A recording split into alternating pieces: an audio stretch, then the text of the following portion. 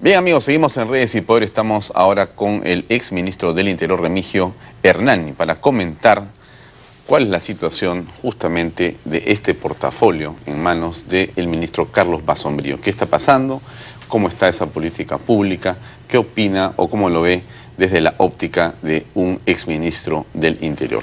Buenas noches, Remigio, gracias por acompañarnos. Gracias por la invitación, buenas noches. Si tuviera que pedirte en una palabra, poco complicado, pero quizá lo puedas hacer, ¿cómo definirías la situación del Ministerio del Interior o de la política pública relacionada a la seguridad que está llevando a cabo el gobierno de Pedro Pablo Kuczynski en los primeros 6 meses de gobierno?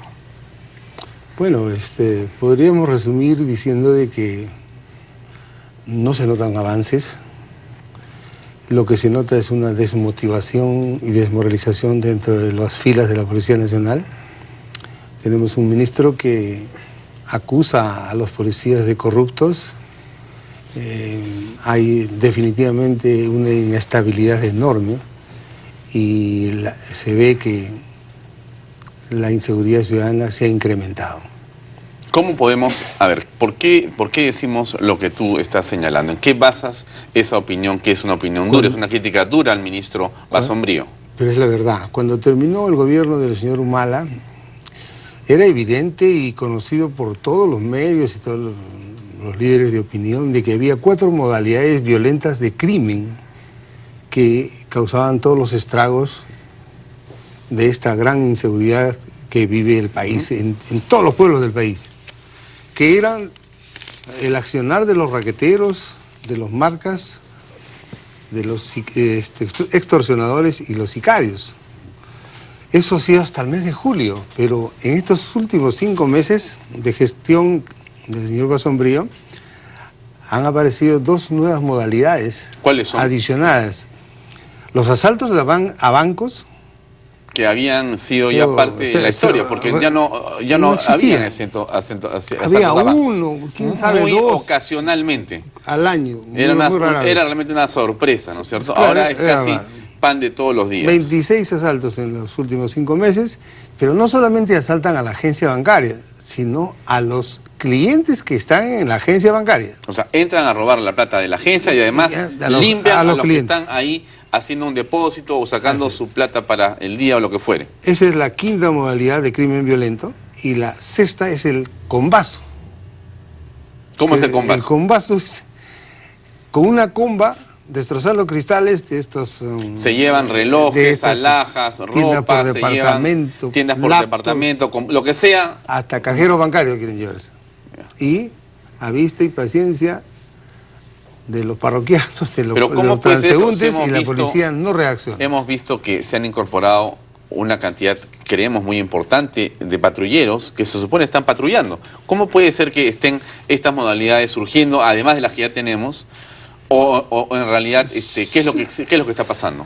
Claro que sirven, pero es que hay que tener claro que la policía tiene 2 formas de accionar. Una es todo lo que realiza para lo que se llama prevención. Esta prevención consiste en tratar de disuadir a la delincuencia, impedir que la delincuencia cometa hechos delictuosos. ¿Quién hace esta labor? El personal de las comisarías, el personal de patrullaje, ayuda en los serenazgos, etcétera, etcétera. Pero esa es una labor preventiva, que se trata de disuadir o de impedir que se cometan hechos delictuosos. Ahí nosotros podemos poner más personal de repente, incrementar las rondas, lo que quieran, los patrullajes.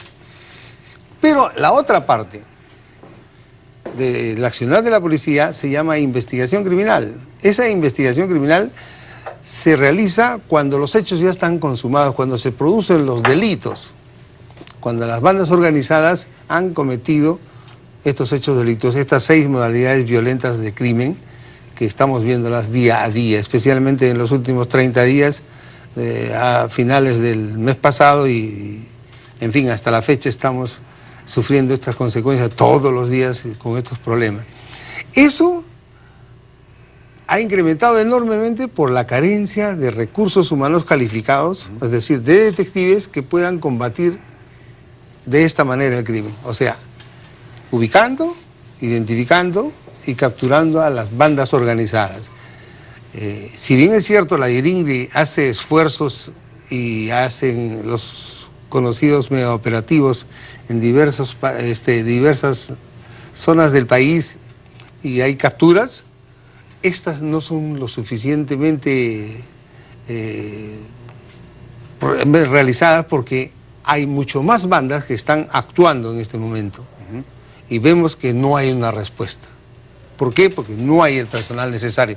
Ya creo que en una anterior entrevista que tuvimos acá en este set, le hice presente que el señor Alan García formó la Policía Nacional en base a las 3 instituciones policiales que eran la Guardia Republicana, la Guardia Civil y Policía de Investigaciones en el año 87, cuando habían 20 millones de habitantes. En ese entonces habían 18.500 detectives para todo el Perú. Se controlaba el crimen organizado y la delincuencia común, no habían mayores problemas. 20 millones, 18.500 detectives. Han pasado 28 años y en lugar de haber aumentado los detectives por lo menos a 30.000, han sido reducidos a su mínima expresión, 4.500 en el país. Entonces, este desfase, esta falta de este tipo de recursos humanos dentro de la policía, hace que la operatividad sea negativa. Usted puede poner todos los policías que quiera en la calle, pero ¿esos policías pueden detener a las bandas organizadas? ¿Las pueden identificar? No, evidentemente que no, porque no están preparados para eso, porque este es otro tema, diferente. Remigio, usted escribió una columna hace poco, un artículo, un comentario en relación a lo que había pasado con este lamentable accidente en Acobamba, ¿sí? Cuando un transporte que llevaba a varios efectivos de la Policía Nacional se desbarrancó y murieron lamentablemente 12 miembros de la Policía Nacional y han quedado, creo que 16 heridos. Usted sí ha criticado la labor del Ministerio del Interior, pero el ministro ha ido casi a las pocas horas hasta la ciudad de Cusco para tratar personalmente de agilizar el rescate y las labores pues de auxilio. Sí, ha ido, pues es la única vez que ha ido, porque anteriormente morían policías y nunca iba. Es la primera vez que va. Ya fue, pero es tardía la reacción. Bueno, está bien que vaya, ¿no? Pero reitero, el mismo presidente de la República ha criticado que haya vehículos para transportar personal que están empolvados, almacenados y no son utilizados como debe ser. Así como el ministro del Interior exige sacrificio en el cumplimiento del deber al policía, también él debe ordenar a quienes corresponda, a los órganos competentes de la policía, de que se les dé el confort y la seguridad necesaria para que sean trasladados de un lugar a otro para brindar ese servicio que es tan necesario, como en este caso, esa mesa de diálogo en Apurímac necesariamente tenía que contar con las garantías de la fuerza pública, de la policía, para que se pueda llevar en paz y en orden. Y por eso es que estos policías viajaron, pero viajaron en condiciones deprimentes, sin seguridad. Tienen que establecerse las responsabilidades que correspondan a cada uno, penales, a cada uno lo que le corresponde, y las políticas a los que también le correspondan. Porque esto no puede quedarse impune. Hay que tener en cuenta que el señor ministro todo lo exagera. Pero un accidente no necesariamente ¿sí? Tiene que tener un responsable, en el sentido de que penalmente alguien va a pagar las consecuencias de un despiste o una acción accidental en la cual cae un vehículo por un barranco y mueren estas personas. Está bien, sí? Está bien, pero mire usted, hay responsabilidades en el personal que infringe la ley por negligencia, y eso es penal. Yo no lo digo que sean los políticos los que paguen las consecuencias. Los políticos pagarán pues políticamente su responsabilidad, ¿no? Lo que le corresponde. Pero hay pues un director de logística, hay un jefe territorial que tiene que haber tomado las providencias, tiene que haber pedido las movilidades que correspondan. Eso, mire, yo he sido jefe de región en Piura y tenía que mandar personal a Huancabamba. ¿Usted cree que los mandaba en cualquier vehículo? Tenía que mandar en un ómnibus que correspondía a la dignidad de un policía. Y llegaban con el confort y la seguridad necesaria. ¿Por qué? Porque no se trata de ahorrar, lo que se trata es de darle seguridad. Y ese confort es una obligación que tienen que darla los jefes, no solamente exigirle al personal. No puede ser posible que se queden en orfandad tantas criaturas y tantas viudas y tanto dolor en la familia policial y que no haya una investigación a fondo. Tiene que haber esta investigación. Estoy seguro que el Congreso o no sé quién, pero alguien tiene que tomar cartas en el asunto y establecer las responsabilidades que correspondan. Ahora, ¿qué es lo que el ministro tiene que hacer? ¿Por qué es que lo que, digamos, hace Carlos Basombrío es tan criticado, cuando en realidad, por otro lado, él señala y el propio gobierno que están justamente tratando de ordenar primero a la Policía Nacional, están tratando de hacer una serie de medidas para lograr luchar contra el crimen y reordenar todos los temas que tienen que ver con la seguridad? ¿Dónde está, digamos, la crítica más aguda, la crítica más concreta a la gestión de Carlos Basombrío? Mire usted, nosotros, el equipo que acompañó al señor Kuczynski en la campaña, en el aspecto de seguridad ciudadana, este grupo era liderado por el señor Gino Costa. Estaba yo en ese grupo y nosotros acordamos por necesidad, porque las evidencias así lo exigían, que se formen más cuadros en investigación criminal, porque era de necesidad urgente. Esto, para el señor Basombrío, no existe. Este tipo de opinión no la tomaba en consideración y continúa en igual de menguadas las fuerzas que tienen que luchar contra estas bandas organizadas. Eso es una falta gravísima que está cometiendo él. Se ha perdido 5 meses y en lugar de formar elementos calificados, recursos humanos calificados en la investigación criminal, no lo ha hecho. Usted puede poner a todos los policías que quiera en la calle, pero ellos no van a identificar a las bandas. Hay que trabajar con la prevención, perfecto, pero simultáneamente con la investigación criminal. Y para eso se necesita personal preparado. Más aún que tenemos un nuevo código de procedimientos penales donde los fiscales necesitan insumos para que no ocurra lo que ha ocurrido con el esclarecimiento de este crimen, entre comillas, del señor fiscal en Pucallpa, que fue asesinado y que todos han sido puestos en libertad. ¿Por qué?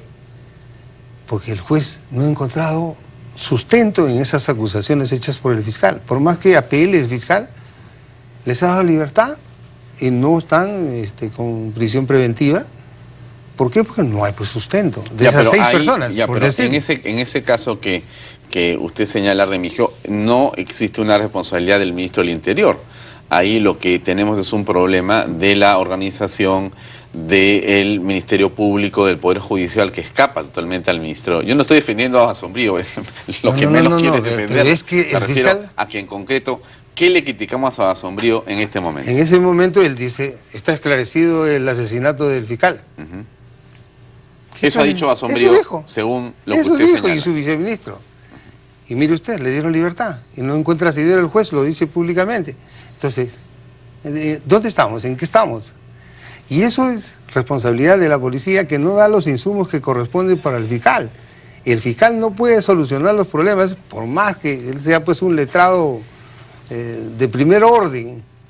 Pero si no tiene buenas pesquisas que le den buenas informaciones y buenos insumos para que él haga su denuncia, no va a pasar nada, va a pasar nuevamente este papelón. Por eso que no están preparados esos elementos convenientemente como para ayudarle al fiscal, coadyuvar que esa investigación tenga éxito y finalmente el juez pues la acoja y haya sustento. Porque no se trata de decir este señor es culpable o esta señora es culpable por tal cosa y finalmente no tenemos sustento. No tenemos las evidencias y el peso necesario. Entonces, eso es falta de preparación. Ya, ahora, el problema de la inseguridad en las ciudades importantes en el Perú pasa por mayor cantidad de efectivos, pasa por una mejor formación en las escuelas en las que estos se constituyen. ¿Cuál es, digamos, la forma en que se podría combatir esa inseguridad que todos vemos y que sufrimos de una manera certera y rápida? En el plan que se hizo, se determinó que las principales ciudades que cuentan con más de 20.000 habitantes deberían tener unidades de investigación criminal que respondan a las necesidades que tienen los fiscales en esos lugares y las autoridades judiciales, para que respondan y que los crímenes sean esclarecidos en esos lugares. Porque hay muchísimas poblaciones con más de 20.000 habitantes que no tienen una unidad de investigación criminal. Porque no puede ser posible que de esos 4.500 que le digo, detectives que hay en el Perú, 2.800 estén en Lima y 1.900 en el resto del país. No hay solución a los problemas mientras que usted no tenga personas que puedan ayudar a los fiscales a hacer unas buenas investigaciones y buenas imputaciones y que los jueces no les den libertad, como en este caso de Pucallpa. Entonces, lo único que se necesita es poner empeño en el ser humano, en el policía, capacitarlo y darle todos los recursos para que haga este tipo de investigaciones. Porque ponga usted los policías que ponga en la calle, ¿puede usted cubrir todas las calles del Perú las 24 horas del día? Es imposible cubrir. Porque teniendo en cuenta que los delincuentes actúan cuando no están presentes los policías. Tendrá que salir el ejército, como alguien había dicho. No, pues no es posible tampoco. ¿No es posible? No es, constitucionalmente no es posible y no sirve. Pero se tampoco puede hacer un estado de emergencia en ciertas partes. Si se ha hace funcionado estado de en el Callao, por ejemplo, ha habido un estado de emergencia. Esa situación ha permitido que baje el índice de criminalidad de una manera muy importante. No hemos hablado con la alcaldesa de La Perla, que vamos a invitar otra vez para que nos cuente cómo está la situación, porque ya se retiró, se levantó el estado de emergencia. Le invitamos a la alcaldesa para que nos cuente. No entró la Fuerza Armada. No, solamente pero la policía. Hubo un estado de emergencia y que eso no afecta a la población. En el Callao no ha habido ninguna queja de las personas honradas que trabajan normalmente o estudian o hacen cualquier actividad. Nunca han tenido ningún problema con la policía en estos meses que ha habido el estado de emergencia. ¿El pago de recompensas no es un camino adecuado? Eso de las recompensas... Ha dado resultado, han estado cayendo una serie de cabecillas. Se ha estado mostrando esto ante las cámaras de televisión. El presidente de la República también ha salido a decir, ya cayó este y este otro. Varios cabecillas han caído. La Policía Judicial es una unidad policial que se encarga de capturar a los que están requisitoriados por la justicia, a los que tienen órdenes de captura. Hay grupos operativos en la Policía Judicial que tienen una cantidad de capturas a la semana. Tienen que hacer 10 o 15 capturas a la semana. Eso es normal y corriente todo el tiempo en la Policía Judicial. Pero para engañar, para ser demagogo y decir a la opinión pública, mire cómo estamos trabajando, ponemos recompensas de 15.000, de 20.000, y las capturas de un simple requisitoriado terminan como titulares en los diarios, cuando eso no debe ser. Esas recompensas son para los delincuentes muy prontuariados, los que han cometido crímenes. Pero hay de todo pues, en ese grupo, ¿no? Sí, pero eso solamente es propaganda. Es propaganda. Propaganda nada más, es marketing para el señor ministro, porque en el fondo no soluciona nada. O sea, ¿usted cree, Remigio, que esta política de recompensas es un plan de marketing de Carlos Basombrío? Marketing, nada más.